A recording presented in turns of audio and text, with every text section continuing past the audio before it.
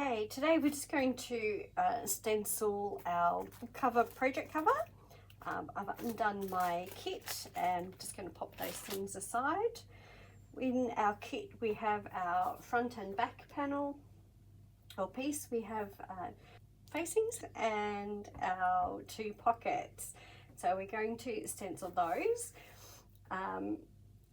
Often when I'm doing these, I might get stuck in and do the front straight away. This time I'm going to show you first of all where you can kind of practice on doing the facings first before you do anything else. And that way you can see if you like what you're doing, and then you can go on and do the main part. What I like to do here also is I marry up, I center my dots.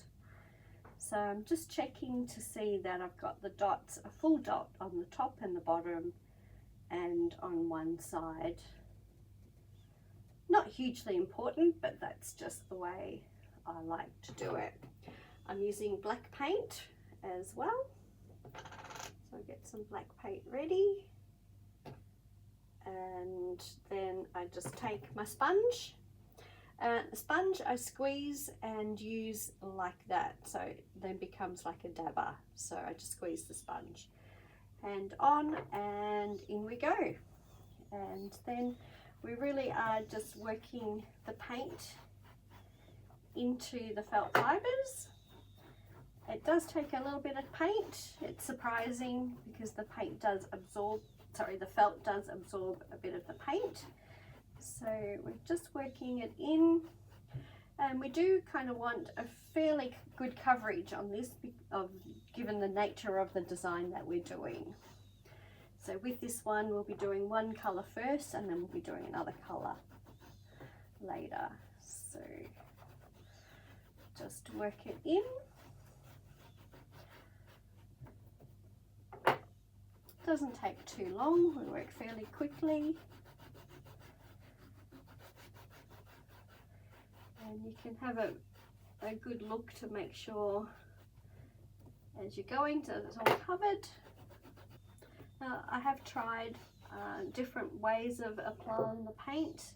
So I've tried a brush and some other dabbers. They don't work as well as a sponge. So I always recommend using a sponge, and then you can work it in and almost there.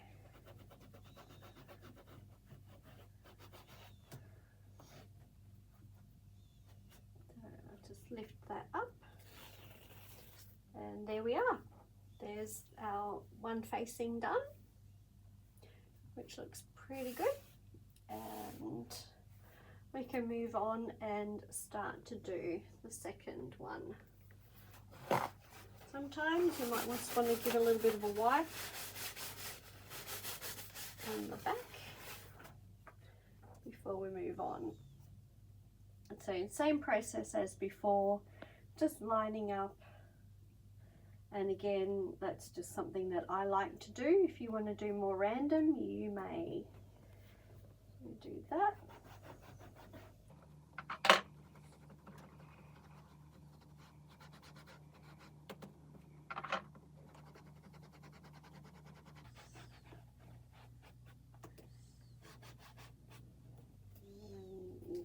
And there we go.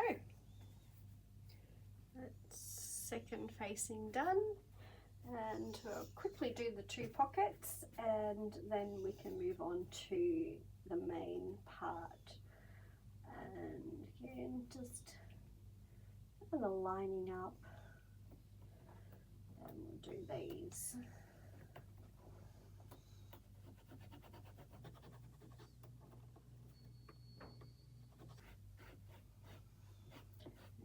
Okay, so we'll have a look at that.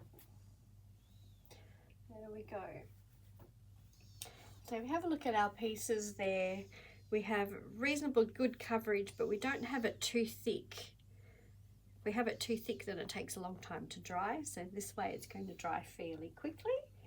And then we'll move on to doing our front and back. Okay, so now doing our front and back piece. And again, just lining up and making sure that we've got full circles, full dots on our top and bottom and the edge. And same process as before, just work the paint in.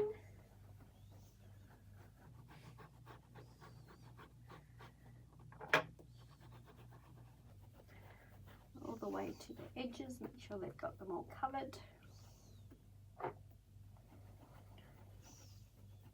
If you're unsure about holding the stencil, you can pop a little bit of tape at either end to hold it, but you still need to actually apply some pressure to the stencil so that we don't get the stencil lifting up and then a lot of paint creeping underneath. So you do still need to actually get your fingers dirty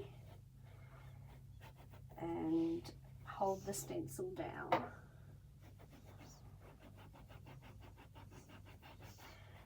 The paint does tend to start to hold it too after a while, so you can sort of let go and you can see it's not going to move.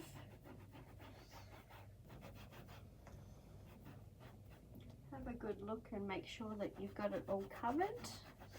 The best bit about using this spot or dot is that if you lift it up and it's not as good as you would hoped, then you can certainly lay the spot down and the stencil again and do some more. Come up a little bit there. And now I'm just going to peel that off. There we are, looking pretty good.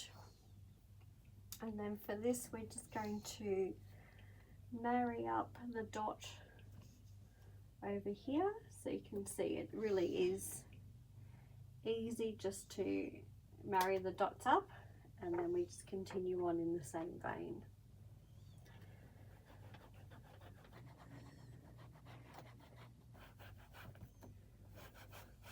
And just have a good look and make sure it's all covered. And there we are. All done. The stenciled front and back. Okay, so now we're back here and we're going to do the other side of the dot. So that's what it looks like with just a single dot, which looks really effective just in its own right. But if you want to get fancy, we can line up our dot and then just move the stencil over,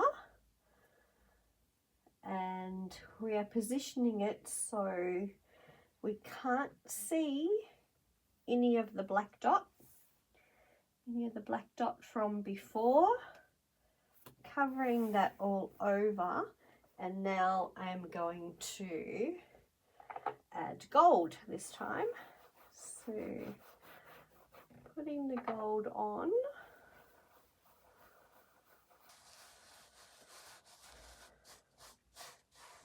And this will take a bit of paint, so don't be surprised by how much you do use.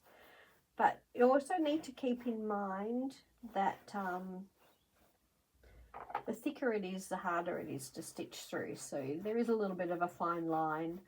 With using the sponge, we are putting the a little bit of pressure on there, but we're also just making sure that it goes into the felt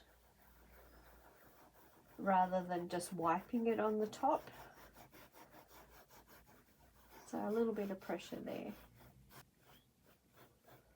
Alright, I think that looks pretty good. So let's have a look. And there we go, look at that. I love how effective that now looks, gives it a completely different look with the spots or the dots. So that's what it was before, and now we're looking pretty good. All right, here we go for our second facing.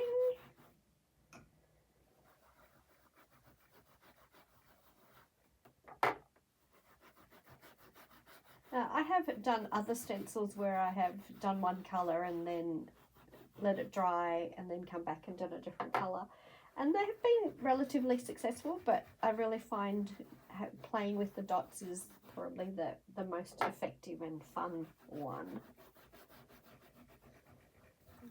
There. Okay, and there we go.